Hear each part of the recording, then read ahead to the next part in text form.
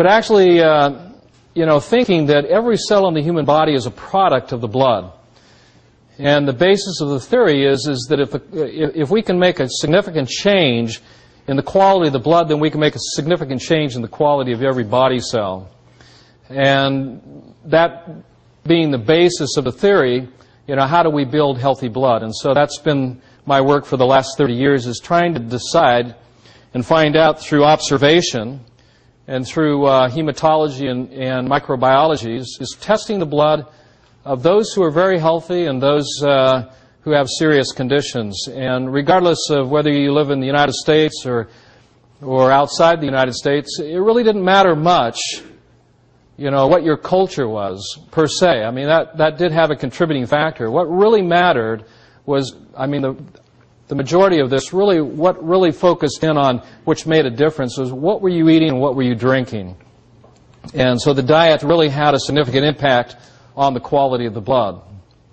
And so that's been the nature of a lot of my work, and I have to, to give credit to coming here to Omaha and at the invitation of the Hurleys and encouraging me to keep coming back and seeing the same people over and over again. In fact, in the book Sick and Tired,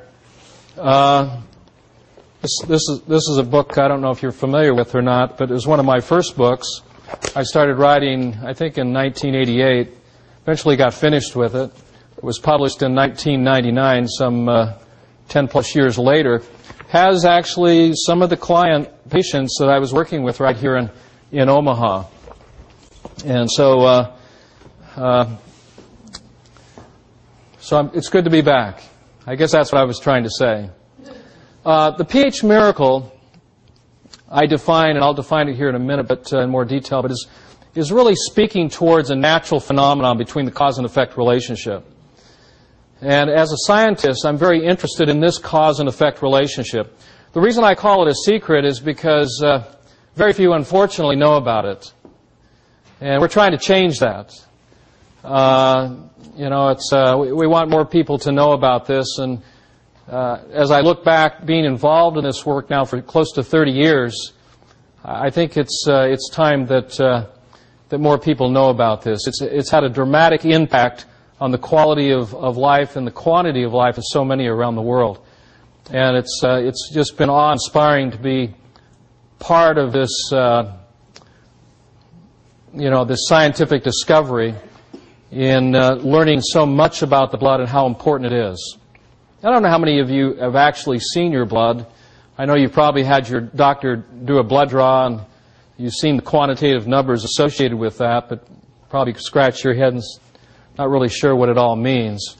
But there's nothing like actually looking at your blood live and seeing the quality of the blood. And I'm always interested in those who maybe are boastful and saying, I'm healthy, and then looking at their blood and, having to admit maybe they're not as healthy as they perceive. I just had a young man out at our ranch where I have our facilities there, and he's been a type 1 diabetic, been doing diabetes for the last probably 30 years, and insulin dependent. And he kind of stumbled onto the pH Miracle book for diabetes, this book here, and he started reading this book, and he started applying the principles, and immediately within about 72 hours he was able to cut his insulin intake by over 50%. After having to take 60 units of insulin and sometimes more on a daily basis, is now only taking between 6 to 8 units a day, and was just so amazed that he had to fly out to learn more about this whole program, so he flew to San Diego. And, it's amazing, because I'm a physical fitness coach, and he had a beautiful body, and you said, but I look good, but I'm unhealthy. I have been unhealthy most of my life. And so there is really a unique difference between fitness and health. He said, I really want both of those. I want to be fit, I want to look good, but I also want to feel good. And a lot of bodybuilders, they might look good, but they don't necessarily feel good. And a lot of that has to do with the way they're taking care of the inside of their body. Let me introduce you to my wife, if I may. There's Shelley. And Shelley and I have been married for 35 years now. We met in junior high school, so it's been a lot longer than that. And she's just an incredible woman, and definitely an integral part to this whole PH Miracle mission. And her part was to take the science and make it livable. It's one thing to maybe discover something, but it's another thing, how do you implement that into your daily life? And we were down in Trinidad speaking to a group of people, and I was talking about all the foods you need to eliminate that are harmful to the body and will acidify the body. And of course, one of those is chicken, which is one of my top 10 foods never to eat. And another one of those is high sugar fruits.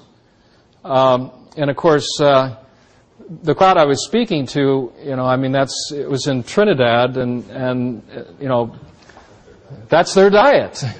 And yet, the number one cause of death in the West Indies is diabetes, or the symptoms associated with diabetes. And Shelley was observing, it was quite obvious, one of the gentlemen stood up and yelled out, I said, Dr. Young, we cannot be eating the bush all the day. And we got to have something more to eat than just grass and green vegetables and green fruits. And so Shelley realized something that was definitely needed was, how do we make this easy? How can we integrate this into society so people can embrace it, and it has to taste good. And she's written 2 wonderful books that are just full of incredible recipes that I think some of you may know or have tried some of her recipes. But anyway, Shelley and I have been working together. We've been working together for the last 25. I'd like to share with you my vision of the relative purpose of medicine. I believe that medicine should include prevention of illness, the promotion of health and fitness, rather than focusing all the attention on the diagnosis and treatment of disease. I believe the ultimate purpose of medicine is to help people discover something fundamental within themselves, and that is the awareness that the true source of well-being, joy, contentment that we all seek lies in one's mind and one's heart, the emotions and the spirit, not necessarily in the physical world. This is important so we can all begin to be freed from the process of grasping for happiness in this physical world. To support this approach, I believe we must begin to embrace a more spiritual vision of ourselves and of humanity as a whole. While providing great love, care, and attention to the physical body, medicine can then, and only then, help people discover the non-physical, spiritual dimensions of themselves. When this happens, I believe we can all live and work with less fear, stress, grasping to preserve the physical body at all costs. We can truly be free. So, I'd like to share with you some of the PH Miracle secrets this evening. Here's a foundational theory. Health and disease, or disease, are contextual or environmental in nature and not specific in nature. I have suggested in the book, in my writings, that there are no specific diseases and no specific healths. Only one specific disease and one specific health that's predicated on our environments. So we don't talk about healths in plurality. We talk about one health. And it seems like we've spent years creating a host of many diseases. I'd suggest to you that there's only one disease. Now, when you look at this picture, what do you see? Do you see a lake? Do you see trees? Do you see in the distance and a tree in the forefront? Or if you look at it contextually, what do you see? Yeah. See, you have to put on a little different perspective. See, it's all in perspective. If you look at